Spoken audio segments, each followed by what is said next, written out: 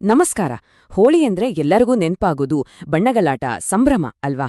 ಆದ್ರೆ ಈ ಬಣ್ಣಗಳ ಹಬ್ಬದ ಹಿಂದೆ ನಂಬಿಕೆ ಮತ್ತು ಕೋಪದ ಒಂದು ಜಬರ್ದಸ್ತ್ ಕಥೆ ಇದೆ ಗೊತ್ತಾ?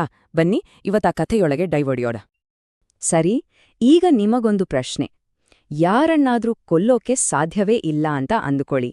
ಅಂಥವರನ್ನ ಸೋಲಿಸೋದು ಹೇಗೆ? ಯೋಚ್ನೆ ಮಾಡಿ, ಯಾಕಂದ್ರೆ ಇದೇ ಪ್ರಶ್ನೆ ನಮ್ಮ ಇವತ್ತಿನ ಕಥೆಯ ಹಾರ್ಟ್.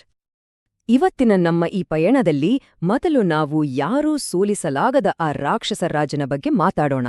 ಆಮೇಲೆ ಅವನ ಮಗನ ಅಚಲವಾದ ಭಕ್ತಿಯ ಕತೆ ಕೇಳೋಣ. ಆಮೇಲೆ ಬರುತ್ತೆ ಕಂಬದಿಂದ ಹೊರಬಂದ ದೇವರ ರೋಚಕ ಪ್ರಸಂಗ. ಈ ಕತೆಯಿಂದ ನಮಗೆ ಕಲಿಯೋಕ್ ಏನಿದೆ ಅಂತ ನೋಡಿ, ಕೊನೆಗೆ ಇದೇ ಕತೆ ಹೇಗೆ ಹೋಳಿ ಹಬ್ಬಕ್ಕೆ ಕಾರಣವಾಯ್ತು ಅಂತನೂ ತಿಳ್ಕೊಳ್ಳೋಣ. ಬನ್ನಿ ಮೊದಲು ನಮ್ಮ ಕಥೆಯ ವಿಲನ್ನ ಭೇಟಿಯಾಗೋಣ. ಈತನ ಹೆಸರು ಹಿರಣ್ಯಕಶಿಪು, ಅಸುರರ ರಾಜ.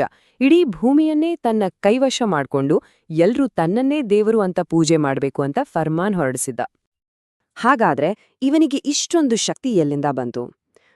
ಅದಕ್ಕೆ ಕಾರಣ ಸೃಷ್ಟಿಕರ್ತ ಬ್ರಹ್ಮನಿಂದ ಪಡೆದ ಒಂದು ಸ್ಪೆಷಲ್ ವರ. ಈ ವರ ಹೇಗಿತ್ತು ಅಂದ್ರೆ, ಸಾವಿಗಿರೋ ಪ್ರತಿಯೊಂದು ದಾಯಿನೂ ಬ್ಲಾಕ್ ಮಾಡಿತ್ತು. ಅಂದ್ರೆ ಅವನನ್ನ ಮನುಷ್ಯನಿಂದಾಗ್ಲಿ ಪ್ರಾಣಿನಿಂದಾಗ್ಲಿ ಕೊಲ್ಲೋಕ್ ಆಗ್ತಿರ್ಲಿಲ್ಲ. ಒಳಗೂ ಸಾಯಲ್ಲ, ಹೊರಗೂ ಸಾಯಲ್ಲ, ಹಗಲ್ನೂ ಇಲ್ಲ, ರಾತ್ರಿನಲ್ಲೂ ಇಲ್ಲ, ನೆಲದ ಮೇಲೂ ಇಲ್ಲ, ಆಕಾಶದಲ್ಲೂ ಇಲ್ಲ. ಅಷ್ಟೇ ಅಲ್ಲ, ಯಾವುದೇ ವೆಪನ್ನಿಂದಲೂ ಅವನನ್ನ ಮುಟ್ಟೋಕ್ ಆಗ್ತಿರ್ಲಿಲ್ಲ. ಈ ಕಂಡೀಷನ್ಸ್ಗಳಿಂದಲೇ ಅವನು ಅಜೇಯನಾಗಿದ್ದು, ಅಷ್ಟೇ ಅಹಂಕಾರಿಯಾಗಿದ್ದು. ಸರಿ, ವಿಲನ್ ಕಥೆ ಆಯ್ತು. ಈಗ ನಮ್ಮ ಹೀರೋ ಎಂಟ್ರಿ ಕೊಡೋ ಸಮಯ. ಈ ಹೀರೋ ಬೇರೆ ಯಾರೂ ಅಲ್ಲ, ಇದೇ ಹಿರಣ್ಯಕಶಿಪುವಿನ ಮಗ ಪ್ರಹ್ಲಾದ್. ತಂದೆ ನನ್ನನ್ನೇ ಪೂಜೆ ಮಾಡು ಅಂದ್ರೆ ಈ ಮಗ ಮಾತ್ರ ವಿಷ್ಣುವಿನ ಪರಮ ಭಕ್ತನಾಗಿದ್ದ. ಇಲ್ಲೇ ಶುರುವಾಗಿದ್ದು ತನ್ನೇ ಮಗನ ನಡುವಿನ ಒಂದು ದೊಡ್ಡ ಯುದ್ಧ.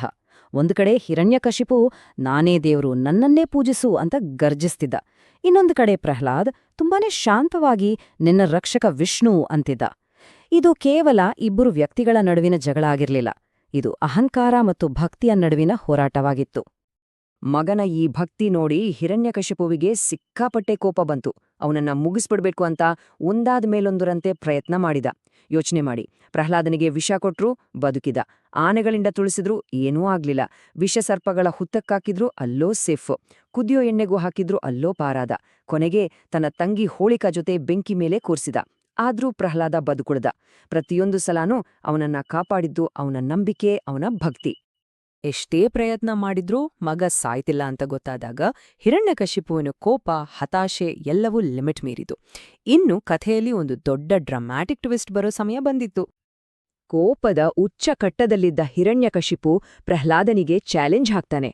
ಏನೋ, ನಿನ್ನ ವಿಷ್ಣು ಎಲ್ಲ ಕಡೆ ಇದ್ದಾನೆ ಅಂತೀಯಲ್ಲ, ಹಾಗಿದ್ರೆ ಈ ಕಂಬದಲ್ಲಿ ಯಾಕ್ ಕಾಣಿಸ್ತಾ ಇಲ್ಲ ಅಂತ ಗದರ್ಸಿ ತನ್ನ ಗದೆಯಿಂದ ಆ ಕಂಬಕ್ಕೆ ಒಂದೇಟು ಕೊಡ್ತಾನೆ.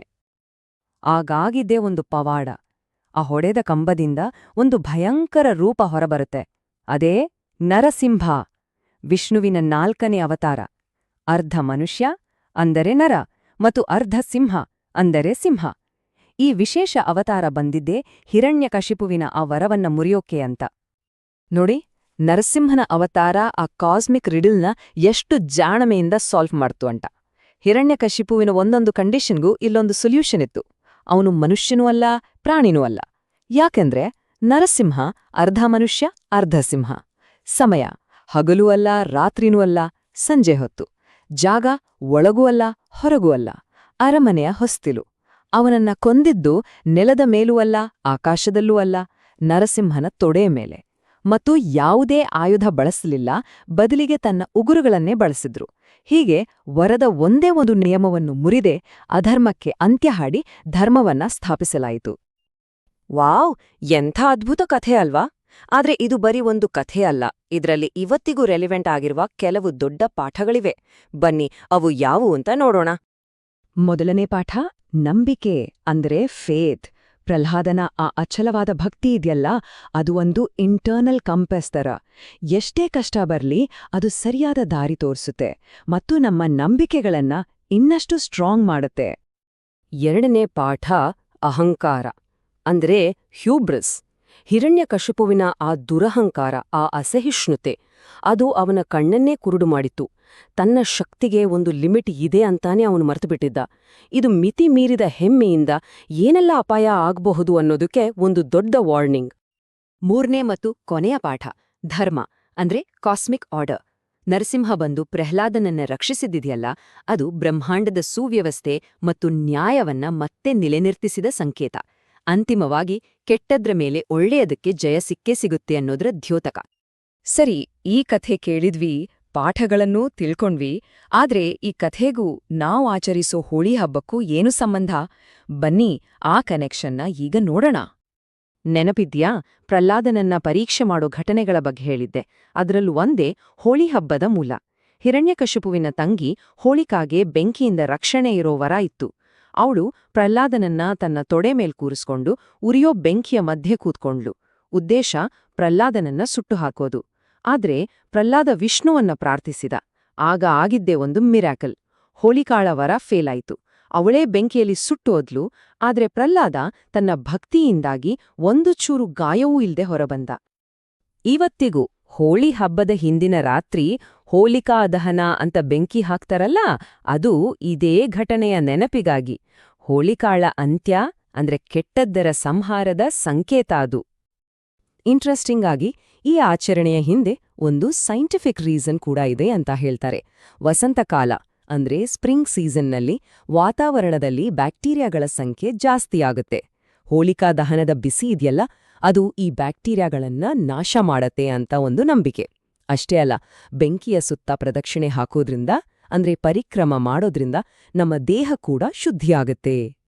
ಹೀಗೆ ಹಿಂದಿನ ದಿನ ಕೆಟ್ಟದ್ದನ್ನೆಲ್ಲ ಬೆಂಕಿಯಲ್ಲಿ ಸುಟ್ಟು ಮರುದಿನ ಒಳ್ಳೆಯದರ ವಿಜಯವನ್ನ ಆಚರಿಸೋದೇ ಬಣ್ಣಗಳ ಹಬ್ಬ ಅಂದ್ರೆ ಹೋಳಿ. ಈ ಬಣ್ಣಗಳು ಆ ಗೆಲುವಿನ ಸಂಭ್ರಮ, ಖುಷಿ ಎಲ್ಲವನ್ನೂ ರೆಪ್ರೆಸೆಂಟ್ ಮಾಡುತ್ತೆ. ವಿಷ್ಣು ಪುರಾಣದಲ್ಲಿ ಒಂದು ಮಾತು ಬರುತ್ತೆ. ಹೇಗೆ ವಿಷ್ಣು ಪ್ರಹ್ಲಾದನನ್ನ ಎಲ್ಲಾ ಕಷ್ಟಗಳಿಂದ ಕಾಪಾಡಿದ್ನೋ, ಹಾಗೆಯೇ ಈ ಕಥೆಯನ್ನ ಯಾರು ಶ್ರದ್ಧೆಯಿಂದ ಕೇಳ್ತಾರೋ ಅವರನ್ನೂ ವಿಷ್ಣು ರಕ್ಷಿಸ್ತಾನೆ ಅಂತ. ಈ ಕಥೆಗೆ ಅಂಥ ಒಂದು ಶಕ್ತಿ ಇದೆ ಅಂತ ನಂಬಿಕೆ. ಹಾಗಾದ್ರೆ ಈ ಕಥೆಯನ್ನ ಒಂದು ಪ್ರಶ್ನೆಯೊಂದಿಗೆ ಮುಗಿಸೋಣ. ಕೆಟ್ಟದ್ದರ ಮೇಲೆ ಒಳ್ಳೆಯದರ ವಿಜಯ. ಈ ಮಾತು ಇವತ್ತಿನ ದಿನಗಳಲ್ಲಿ ನಮಗೆಲ್ಲರಿಗೂ ಏನರ್ಥ ಕೊಡುತ್ತೆ? ಸ್ವಲ್ಪ ಯೋಚನೆ ಮಾಡಿ ನೋಡಿ.